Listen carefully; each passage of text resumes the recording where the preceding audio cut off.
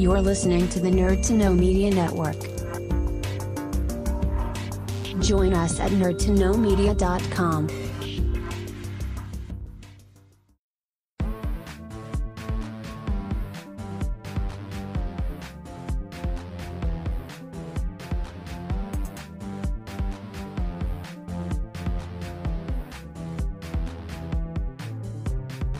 Hello, and welcome to another episode of Doing It for the Exposure, the show that hits all the right notes.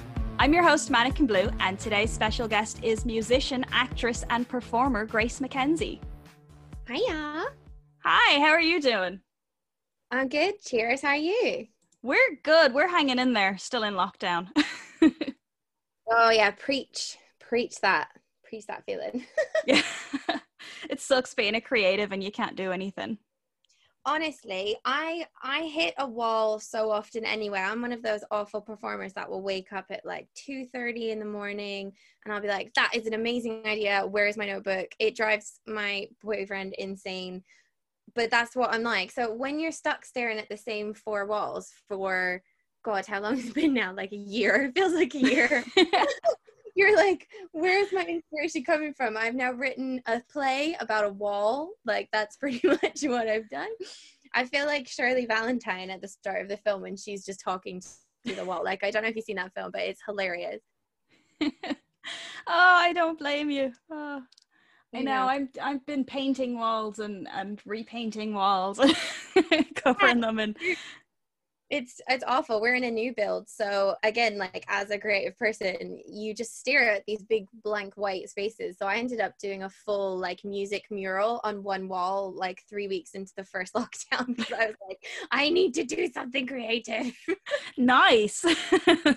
It came out really good. I was quite shocked. Like I finished the big G clef in the middle and then I started drawing the staves and I was like, it's so wonky, it's gonna look awful. But I did what all creative people do, where I added glitter and rainbow colors and suddenly it looked amazing. So I was like, yes. Oh yeah, glitter saves everything. Yeah, it's a rule. I think they teach you that when you go to any creative degree. They sit you down and they're like, this is how you pass, this is how you get your BA, but also glitter saves everything. Yeah, and you're like, this is a music course. Yeah, how does that work? And they're like, just blow it in people's faces, just bibbity bobbity boo in their face, you'll be fine. So Grace, you said you're a musician and a performer and an actress. Do you want to talk a little bit about how you got into that? Yes. So I am Irish. I have the weirdest accent, so anyone listening will probably be very confused, but I've moved around a lot, so I don't always sound Irish. But I grew up in Bray and I joined Bray Junior Musicals Society, which is quite big for anyone who's in Bray will know it. But it was really just like a kids performance group that ended up having a lot of opportunities for everyone in it. I mean, we got to sing for the president at the time of Ireland, and we got to go on RTE all the time, and it just kind of at a young age exposed me to the fun of being a performer in all aspects, you know, whether you're tapping on a little bit of lino from your old kitchen or you're performing on stage with Gilbert Sullivan or whatever. Like, it's just a big deal. So I kind of got into that quite quickly, and we have Ardmore Studios in Bray. Well, we don't anymore. I heard it closed, so I was really upset. But we used to have the studios there. And yeah, the head of the group was like, we were looking for young people for the new Super Value advert or something like that. And they were like, we showed them your photo and they want to see you. So when I was about 9, I think I got my first really serious filming experience with full crew in a studio, and it was just so much fun. So when I moved to Scotland, I was like, I can't let this go. There's kind of like a high that you get from it, but it was harder to get back into again. So I kind of kept with the dancing for a long time because there's always ballet classes everywhere. I mean, you're swimming in ballet classes when you move somewhere. You're trying to figure out which one's for you, but the drama stuff was harder. So I then ended up going to UK theatre school, which again, it's kind of the same idea. It's mainly for fun, but if you want to do it for a serious pathway to something else, you can join casting groups and you can do different bits and bobs like that. So yeah, I kind of started that up again when I think I was about 11 or 12, and yeah, just got the bug really bad. I was always into musical theatre as well, but then I also went to a music scholarship school. So I had kind of the best of everything. I was doing formal dance classes with the fun drama and then formal concerts in Glasgow Music Festival and everything. So it's, people say you get bit by the bug when you do it and you have a lot of fun, but I also find that when you have a really high quality level of that experience at a young age, you're always trying to find that again. So I had to do it as a degree. Like there was no other option really. I did try and go down programming and computing route, but the theatre called me, so that's where I went. So yeah, so I ended up coming down to London and going to Royal Holloway because they had a really interesting degree where you could do 50-50 BA. So I did a 50% drama, 50% French in first year. And then by the end of first year, I ended up dropping the French anyway. I was like, no, I must be a full-time thespian. It is my thing. I cannot focus on books and learning. I need to be on stage at all times. So I was becoming one of those la-di-das for a while. But yeah, then I got my degree. But even then, when you're doing the degree, all the stuff that you then do through that is insane. So that got me into the radio station, which got me into music journalism, which got me into theatre reviewing for several years after uni, where you go to things like Annie or Matilda and you write up on it just for other people who are interested. So it's one of those ones where it kind of just snowballed constantly. Like even now, it's still snowballing into other things. The type of acting that you're interested in changes. And for me, it's always been stage. But having been locked in the house and that devil social media platform called TikTok that just steals all your time and emotion and you scroll for hours on end, that ended up stealing my attention. So I started doing things like vintage acting, lip syncing points of view videos, which has changed how I do on screen stuff as well. So yeah, it's just insane. And it's hard as well when you're younger because you don't really know which way to go. And everyone always kind of tries to put you in a box. And I think because of how I've got into it, I like to touch on a lot of different types of things. Like I've had a go at the really serious Shakespeare, but I also love a bit of jazz hands and tap dancing. So it was hard for me for ages to find an agent that I really vibed with. I had a few that they were absolutely lovely, but I just couldn't quite fit in the box that they wanted me to fit in, which was unfortunate. But then I ended up getting a new agent just before lockdown as well, which is really annoying. But she's amazing. Like she treats all of us as we're us, and then she gets the jobs that fits around us instead of trying to push us into like a square hole when we're shaped like a circle or a triangle or whatever, which is what the old agencies felt a little bit like.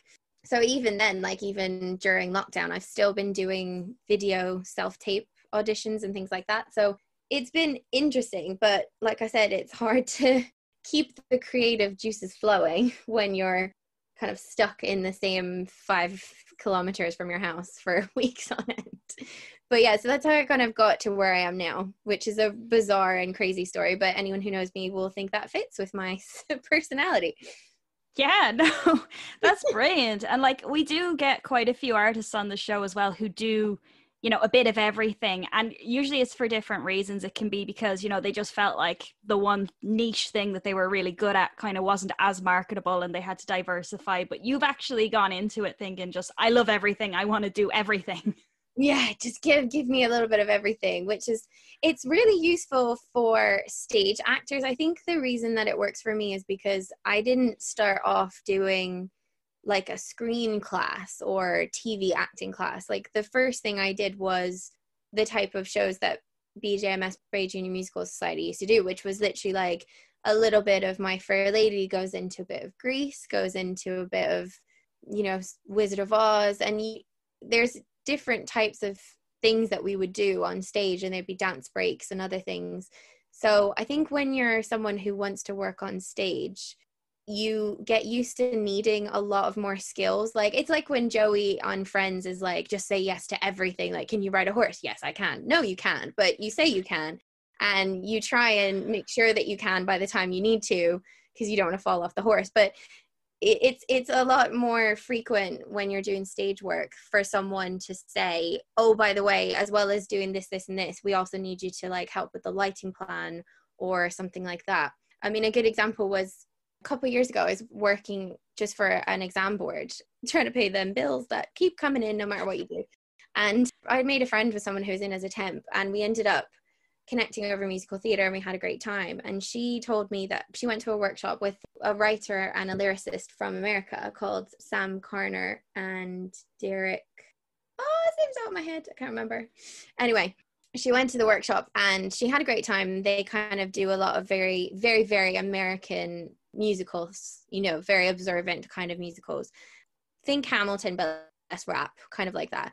And she had such a good time and she connected with them online. So by the time I started chatting to her, she was like, I've actually talked to them about being the first person to put on a UK production of their new musical, which is called Island Song. And anyone in the musical theatre world will potentially know it, because Jeremy Jordan, who we all revere as one of our many gods, was one of the kind of test voices for the demo tracks when they were finishing the CD. So she had this potential offer for very little money for a licensing, which is very rare when it comes to putting on a show. But she didn't have any of the background on producing or lighting or sound or whatever. And because my degree was in that, I did. So we it went from chatting over cake in the staff room to about 4 months later putting on a fully fledged performance in London, which is absolutely terrifying as well. Because as soon as you tell anyone in London that you're putting on a show, they want to know how close to the West End you are. And I was like, it's off. Off Broadway is a term. They should have off West End as a term.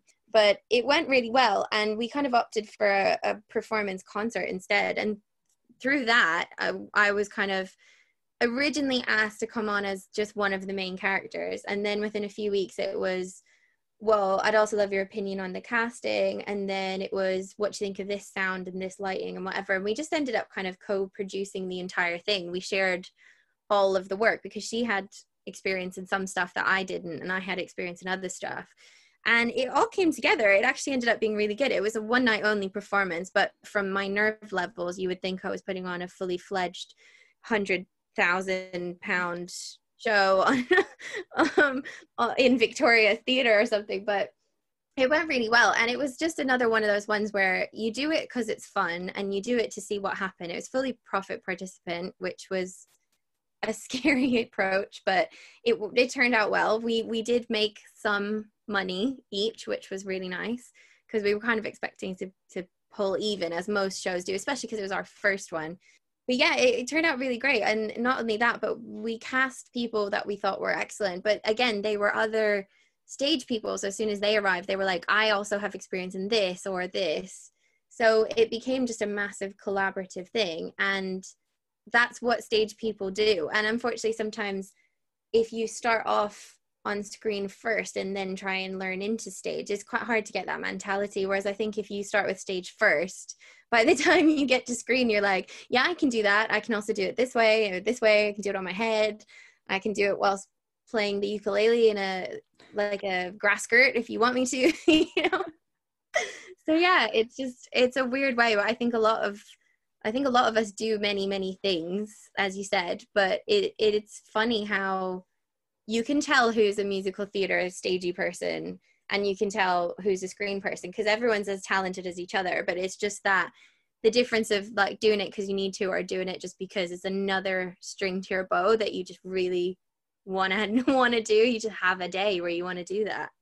Yeah, exactly. And like, I wouldn't be one of those people who's kind of in with theater at all. Like, I do have friends that work in theater and I kind of help them out every now and then, but it seems to me that it does kind of go the way that a lot of people who work in theater, they do on stage and off stage and, background and everything. Like when I was a couple of years younger, let's say, I spent a bit of time in New York. And I used to meet so many people that I would say, oh, what do you do? And they'd say, well, I'm an actor, but at the minute I'm working, lighting for a show. Because sometimes it can be so difficult to try and get yourself out there. And like, especially in, places like New York and London, where there is such a high caliber. Yeah. And it's especially if you're braver than I am, where you pull the trigger and go 100%, then yeah, you kind of need to get work wherever you can. And that's why I'm sure everyone's seen the retrain thing that came out in the I don't know if it came over as far as you guys, but we had some choice memes come out of that one. I think we actually shared a few on our social media. Yeah, that was fun. But it was one of those things where I didn't necessarily get angry at it because I thought like the concept was entirely wrong, but it was funny because it just made me laugh, because I was like, are you saying that we don't have other skills? Because we've all waited tables, we've all worked bars till God knows when, we've all been temps in some kind of office. Like, it's hilarious because we don't just sit around listening to show tunes when we're not on stage. You know, we do have to pay the bills. And I think there's not many of us that are musicians as well as performers. Like, when we say musicians, like, they often mean they're singers as well, which is my main thing. But I also do classical guitar, and which therefore means you can do acoustic guitar, and I'm trying to brush up on my piano as well. So, like, again, it's another thing that when we're not doing that, we're doing this, or we're doing that, or whatever. And I used to sing for weddings and things as well, because growing up Irish, you've got experience in the church world and whatever. So I was always the kind of chorister person for the wedding ceremonies and things like that as well. So it just made me laugh, really, because I was like, we don't need to retrain. We are already doing like 8 jobs. Yeah. There was actually a really funny one. A friend of mine, she's been on the show before. I don't know if you listened to her episode, Fifi LaRue. Yes. And she did didn't the English government put out like a test that would, like an aptitude test that would tell you what you were good at. And she used to be a circus clown. And now she does like burlesque, but also still very clowny, all that kind of thing. And she took the aptitude test, and it told her that she should be a circus clown. Like, you can't make this stuff up. No, that's fate. It's fate. She should have taken a screenshot and sent it to Boris or everyone who's in charge over that way, and just go, there you go, I'm doing what I need to do. Yeah. Mine told me I should be a teacher. I took it for the crack because I was like, let's see what happens. I was kind of expecting it to tell me to be something really straight-laced, which I'm sure probably a teacher is, actually. But yeah, it was just really funny. But I am, like, again, like, I'm also a performing arts teacher when I'm not running around doing it myself. I've got adorable little 2-year-olds learning how to point their toes. So I was like, again, I'm already doing what you're telling me to do. But you've also closed that work as well. Like, that's also shut. Like, what else am I supposed to do? Yeah, exactly. I mean, like, they're telling us to reskill, but the things they're telling us to reskill into are the things we're already doing. Yeah.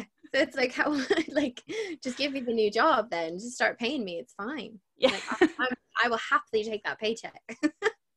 Oh yeah, absolutely. I mean, even a friend of mine that works in theater here, he's a drama teacher as well. So he'd be in the same boat, you know, he's sitting there going like, you're telling me to do this, but I can't do it.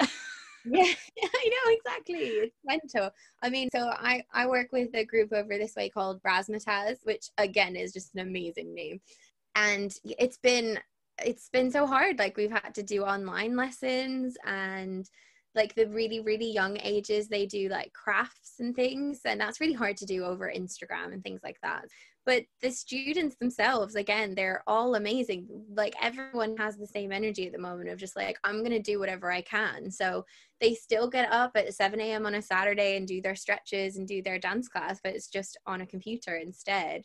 So I don't think anyone needs to retrain. I think we just need to fill the void until everything opens again, which it will do, is what I keep saying, because otherwise I'll cry.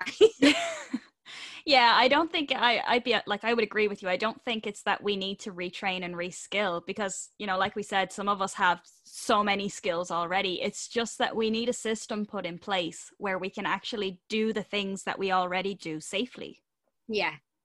And it's hard, especially like there's a lot of things going on in London this time around, second lockdown, where anyone who has already been cast in any kind of show, they're renting apartments together, or they're talking to theaters about the fact that they're already shut. So some of them are just living in the theater, like genuinely they're ordering pizza in, and they've got sleeping bags so that they can work and rehearse together in a bubble so that they can then perform together. Like, regardless of whether the audience will be there in person or virtually, it still means they'll be together, which is really cool. But I also just love the way that people have kind of, like you said, we need a system, but I think a lot of people have already started coming up with some on their own. I mean, I watched Zoom performance of Shakespeare's The Tempest about 5-6 weeks into first lockdown, and it was absolutely amazing. I mean, the things that they thought of for when characters need to touch or anything like that,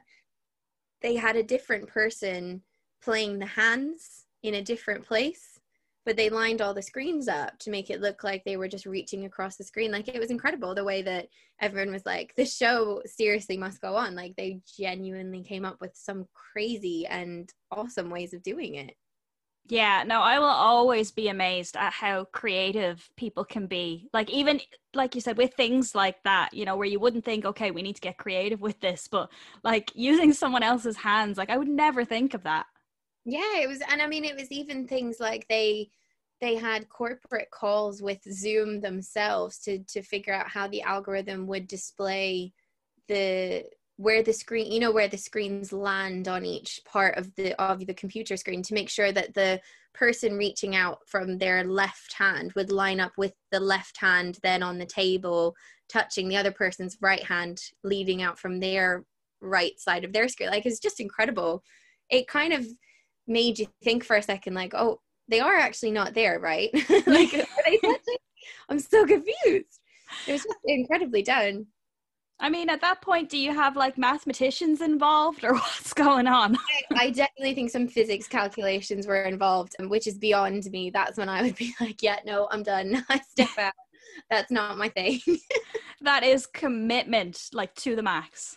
Yeah, definitely. But it was very cool. Yeah, no, that's crazy. But just, you know, apart from lockdown, because, you know, that's kind of, you know, we're in it, we know what it is, it's affecting everyone. But so just taking lockdown out of it for a second, what kind of other struggles would you have faced then, you know, being a multifaceted actor, performer, stage person, all that kind of stuff? I think the thing that I find personally is it kind of comes back to that putting me in the box thing. So like, if I was to connect up with a band that wanted me to be the singer, so we could do regular gigs or weddings or what have you, or if someone wants me to be their performing arts teacher multiple days a week or something like that, sometimes it's really hard to try and explain that you still want to be able to do everything else. So I mean, the acting stuff comes and goes whenever the opportunity arises, but you do kind of need to be able to say to whoever's offering you that, yeah, of course, especially when it comes to extra work, which I do just for the fun of it, so that you can be on set and keep learning, because I know loads of people do extra stuff and they get really bored. You know, they'll read a whole book in a day, because you're sitting around doing not a lot. But I'm one of those sad film geeks who will be standing just kind of watching what the production crew is doing if I'm not on camera, because I find it incredibly interesting, having studied behind the scenes as well as in front of it. So even when it comes to that, you get maybe 2 days notice. So my struggle before was trying to balance a semi-permanent job that could cover the important things like food and makeup and clothing that I buy too much of, but also be able to kind of drop in and out, it's really, really hard to do. I mean, I have a friend who is a very, very good actor, and he's done a lot of stuff. And in my old job, he had a kind of agreement when he joined the office that if he got offered a big role, he would be allowed to take kind of like unpaid leave at any time, which is an incredible agreement to have, really. But he had the credits to allow him to do that. You know, he was working on, what's it called? The one that J.K. Rowling wrote about the detective or whatever it was on BBC at the time. That he was working on that season 1. So like, he was able to kind of drop in and out. But when you're doing random theater stuff, it's got less of a clout unless it's West End, which is really hard. So for a while, I was struggling to kind of balance everything out. And I got a really great balance last April. So not April, just gone, year before that, where I was in a role working in a school on marketing. And I kind of was really honest with them. I was like, this isn't really a 5-day-a-week job, but I don't really want to take on any more. So would you guys be cool with me dropping back to 3 days, which then gave me 2 self-employed days a week to do anything, which is fantastic. So it means, you know, if you want to go and teach Zumba all day on a Wednesday, then you can accept those gigs. Or if you've got a chance to do an audition, then you can book in on the Friday then that you're not working. So that was a really big struggle for a really long time. I mean, I was already out of uni 4 years before I managed to get a decent balance. And that's something that works for me, but it might not work for other people because I kind of lucked into a role that could be reduced. A lot of the time, if you go straight in on a part-time role, there's even less flexibility because they're already offering it to you part-time. So they don't want you to move anything around anymore. Whereas for me, because I was quite honest and negotiated it down, it was also things like if once in a while I need to switch a day round, they weren't that bothered so long as I gave them a decent amount of notice and things like that. So that was a big struggle for a long time with the balance. The other struggle with the musician side is the contacts, because I moved down to Kent just over 2 years ago. And you may as well have moved to a whole other country. As soon as you're outside of a London zone, your contacts are gone. You've got to rebuild that entire network that you have. And musicians and singing and bands and gigs and things, it's harder to do that. I don't know why, but there seems to be a little bit more of a protectiveness about letting new people into a network like that.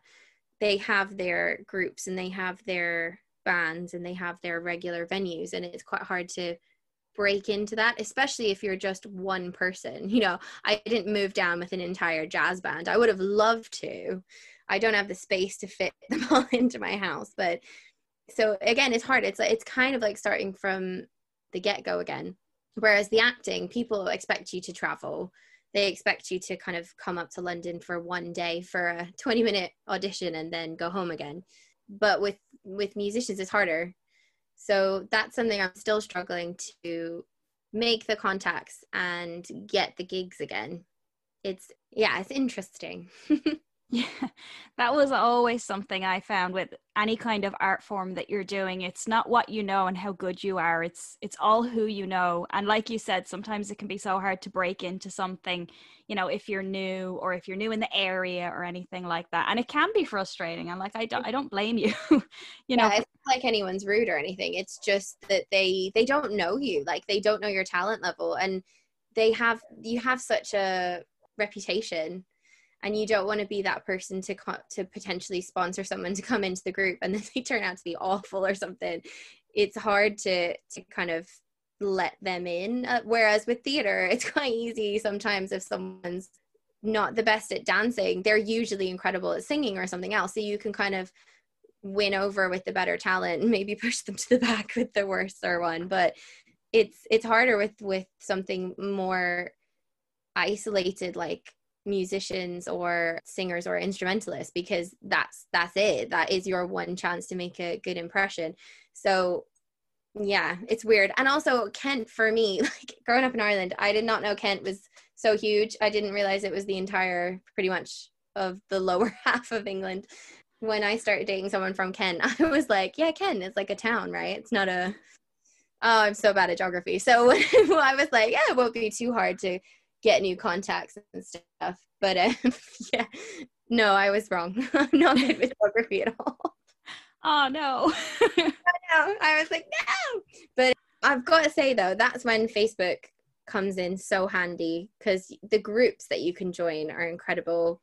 You've got Actors UK and Ireland, you've got Actors UK, you've got Singers Southeast, Singers London, and it makes it easier, because then someone might post one day going, oh God, we're playing a wedding and someone's got laryngitis, help. And then you can kind of take that opportunity to say, here's a link to my YouTube, or here's a link to my SoundCloud, like maybe I can help you out. Is it the right type of sound you're looking for? And then it's a bit easier. It's definitely easier than it would have been a couple of years, 10, 15 years ago, when we didn't have that. It would have been all flyers out on the streets begging people to give me work. Now you just you can sit back a little bit and just wait for an opportunity and go, now's my chance. Yeah, now I can beg, but whilst in my pajamas on my couch, instead of kind of outside a gig club, like, let me play. What a time to be alive. I know. But yeah, I mean, but talking about like connecting with people though, like I said, I had a lot of creative blocks during the lockdown, but some of the contacts I've made are awesome. I've done like a transatlantic duet with someone who's in Canada. I've made an amazing new friend. Like I've never physically met her, but she's awesome. Her name's Anna, and we've done a duet together, and we're working on another one. You know, it's mental. Like you find someone and then you start talking to them every day and they're like your new bestie, but you've never actually seen their face. It's insane. So cool. Yeah. And just speaking of social media, if people want to keep up to date with you, where's the best place to do that? Instagram is probably the one I go to because I'll cross post to other stuff, but I am good at answering on Facebook as well, just because I work in Facebook marketing as my day job anyway. So if anyone does talk to me or want to interact with stuff, I'm almost always on it. So it makes it easier to find, but it's at Grace MC Music for pretty much all platforms.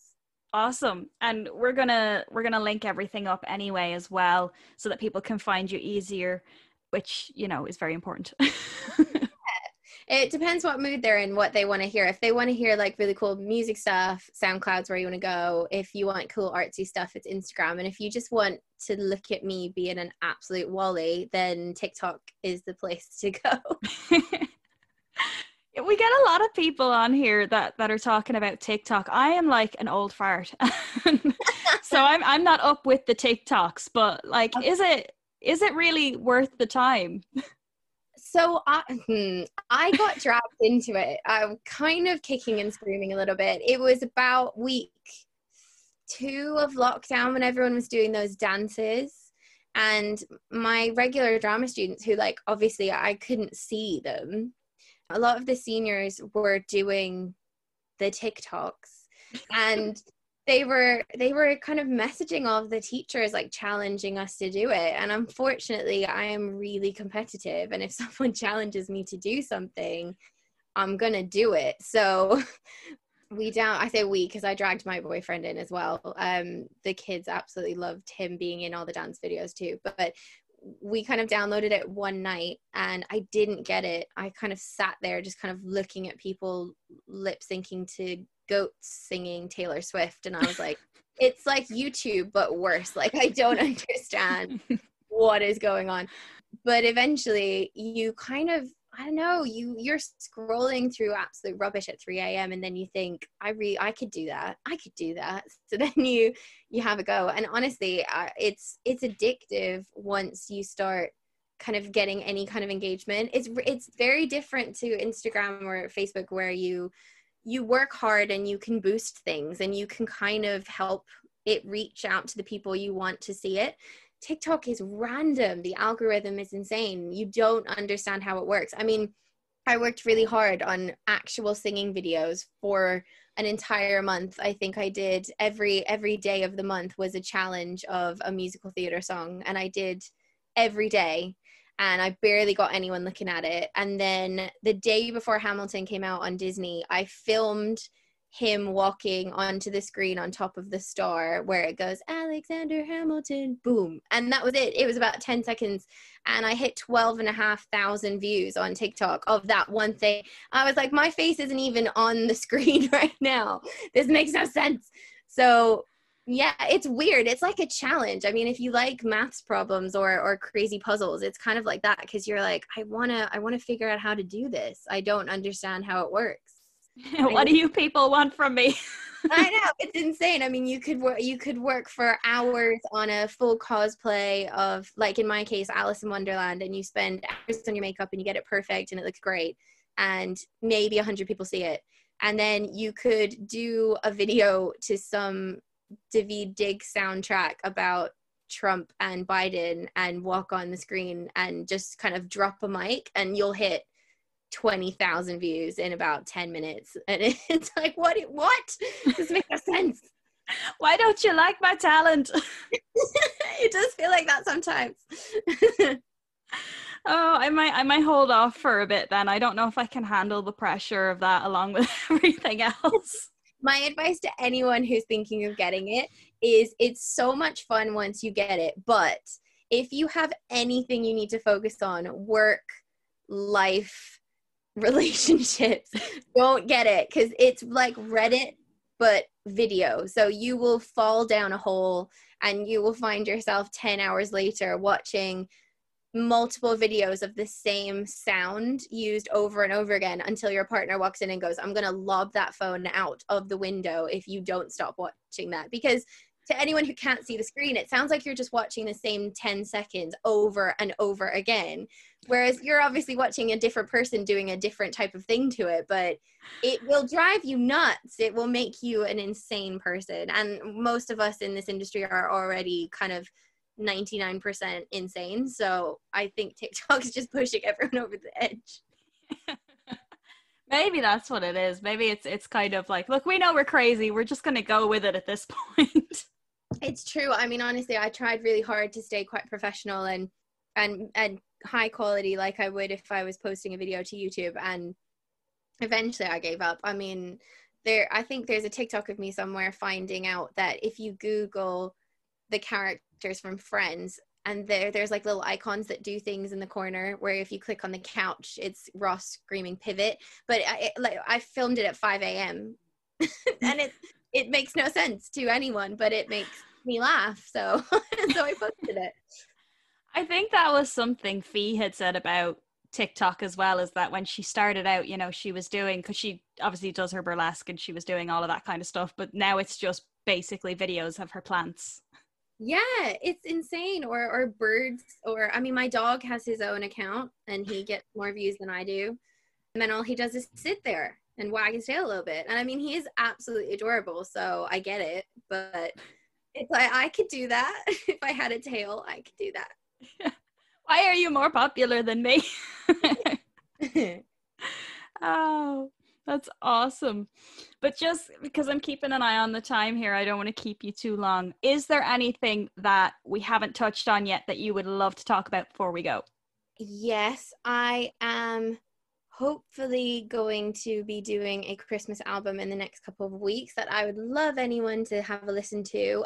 I had planned to kind of team up with a local charity that I do a lot with here, which is this amazing hospice in Maidstone. They're so cool. They do Santa days and elf days and everything at Christmas. But obviously what's going on, it's going to just be me this time. But yeah, it's going to be kind of the traditional Christmassy loviness, and there's probably going to be lots of photos of fairy lights involved. And yeah, if anyone wants to have a look, it will hopefully be coming out in the next couple weeks. My aim is before December so that people can listen to it. I have a issue with people doing Christmas albums too soon, because I used to work in retail, and from about the 2nd of November you listen to the same 30 Christmas songs over and over and over again. So I have a rule that I don't really do it too early anymore. So yeah, it'll hopefully be out on all the social media platforms before Christmas, before December. I can't promise how many songs there will be because it depends on inspiration, but there will definitely be at least one somewhere.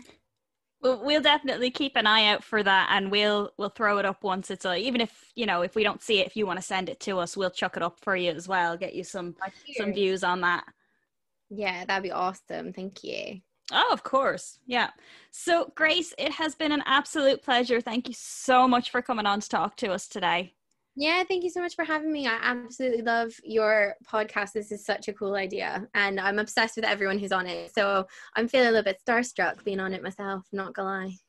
Oh, well, we're always happy to have you, and anyone who wants to be on the show. Just everyone is welcome. Like, we do get people who say, "Oh, I'm not good enough to be on the show," and I'm like, "Stop it." Everyone, yeah, we want everyone. Everyone is welcome. This is what we want. This is what we're about. Love it. I love it. So thank you so much for coming on. Cheers. Yeah, I hope you guys have a great day, and yeah, I'll keep in touch. And if you enjoyed this episode of Doing It for the Exposure and would like to hear more in the future, make sure to follow us on Facebook, Instagram, and Twitter at DIFTE Podcast. You can also check out our stream on nerdtoknowmedia.com. We stream weekly on Spotify, SoundCloud, and YouTube. Thank you so much for listening. Thank you for listening to a Nerd to Know Media production.